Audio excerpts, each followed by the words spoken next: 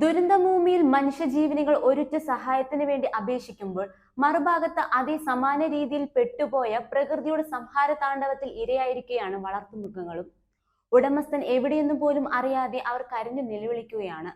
താങ്ങാൻ പറ്റുന്നതിലും കൂടുതൽ വേദനയുണ്ടായിട്ടും തങ്ങളുടെ ഉടമസ്ഥൻ തിരികെ എത്തുമെന്ന പ്രതീക്ഷയിൽ വീർത്താങ്കിടും മുറിഞ്ഞ ശരീരവുമായി 23 പശുക്കൾ കാത്തിരിക്കുകയാണ്. ഈ ഒരു കാഴ്ചയ്ക്ക് സാക്ഷ്യം വഹിച്ച അഗ്നിരക്ഷാസേന ഉദ്യോഗസ്ഥരും ഡോക്ടർമാരുടെയും കണ്ണുകളിൽ ഈറനണിയിച്ചു. പുഞ്ചിരിമട്ടത്തെ ഫാമിലാണ് ഈ 23 പശുക്കൾ കഴിയുന്നത്. അതിൽ 23 പശുക്കളിൽ 14 കിടാക്കളാണ്. ഇവയെ രക്ഷിക്കാൻ വളരെയധികം പണിപ്പെട്ടാണ് ഡോക്ടർമാർ ഉൾപ്പെടെയുള്ള സംഘത്തെ അഗ്നിരക്ഷാ ഉദ്യോഗസ്ഥർ പുഞ്ചിരിമട്ടത്തിലേക്ക് എത്തിച്ചത്. ഫാം സ്ഥിതി ചെയ്യുന്നത് കുന്നിൻ പ്രദേശത്താണ്.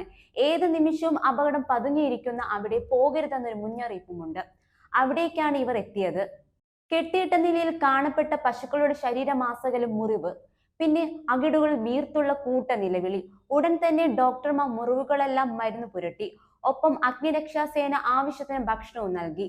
ഇതിൽ കണ്ണീരണിക്കുന്ന കാര്യം എന്തെന്നാൽ കെട്ടിക്കിടക്കുന്ന പാൽ നിലത്ത് വീണപ്പോൾ അവയ്ക്കുണ്ടായ സന്തോഷം ആശ്വാസവും കണ്ടുനിന്നവരെ കണ്ണീരാക്കി. തങ്ങളുടെ സ്വന്തമായതൊക്കെ ഒരൊറ്റ നിമിഷം കൊണ്ട് ഇല്ലാതായപ്പോൾ പശുക്കളെ ദുരന്തം ബാധിക്കാത്തത് പലർക്കും അത്ഭുതമായിരുന്നു. ഈ ഫാമിന് സമീപമാണ് ഉരുൾപൊട്ടൽ ഉണ്ടായത്. എന്നാൽ അവിടെ ഒരു ദുരന്തവും കവർന്നെടുത്തില്ല എന്നതും ഒരു അത്ഭുതകരമായ കാര്യമാണ്.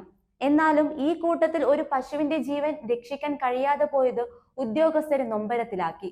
പല ഭാഗത്തും അങ്ങനെ ഒട്ടനവധി വളർത്തുമൃഗങ്ങളാണ് തങ്ങളുടെ ഉടമ വന്ന് തങ്ങളെ കൊണ്ടുപോകുമെന്ന് പ്രതീക്ഷിച്ചിരിക്കുന്നത്.